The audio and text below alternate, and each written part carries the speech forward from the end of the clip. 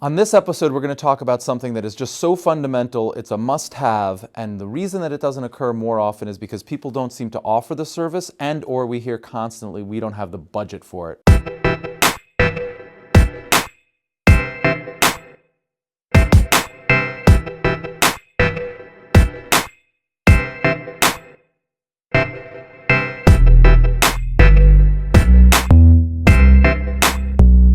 Tip of using multiple on-site coordinators that are professional is the difference between success and total failure, and it works in a variety of different ways. So I'm not going to have all of the examples, but let me give you a few. We did a wedding at a private home not too long ago where there was a variety of hotels, and they were all different distances. So there was Hotel A and Hotel B and Hotel C, and there was maybe, call it 70 guests and 60, and then there was maybe 30 here, and it went on, right? There was about 6 or 7 different hotels. And over here at the reception are the hosts and the planners and the champagne, right? You get the picture. And so the question is, when are these people arriving over here, and when are these people?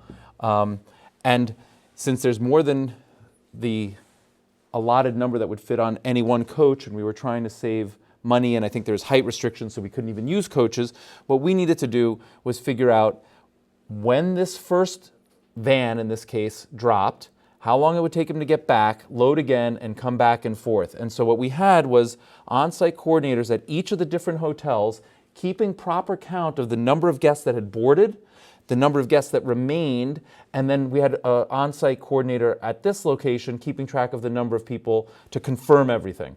And by doing all of that and radioing ahead saying, this bus just left, they're 20 minutes out, you give all of the people that are waiting to receive them plenty of lead time, plenty of notice, they know how many people are coming, and it's just a much better way of making sure that everybody gets to the wedding on time, that nobody's left behind. And here's another really great tip. Make sure in your communication to your guests, you indicate what time these shuttles start, which everybody does. Here's the tip, what time the shuttles end. Because otherwise you find that stragglers come out at whatever time, they're on their own schedule, they assume transportation's being run for the whole night, and that's not the case. I highly recommend that you have a hard stop and indicate what you do after that stop. So ground transportation is being provided to the event from 6 until 7. After 7 o'clock, call this local taxi service or whatever, because that allows all of these people to be staged at the next location and preparing and getting ready, grabbing a meal, refreshing the vehicles, whatever they need to do, and not constantly be just waiting for the stragglers at each of these different locations. So a nominal expense, hiring multiple professional on-site coordinators, but what we find is it makes the difference from really bad transportation to seamless transportation, and the guest experience, which is really all we care about, is fantastic when done well.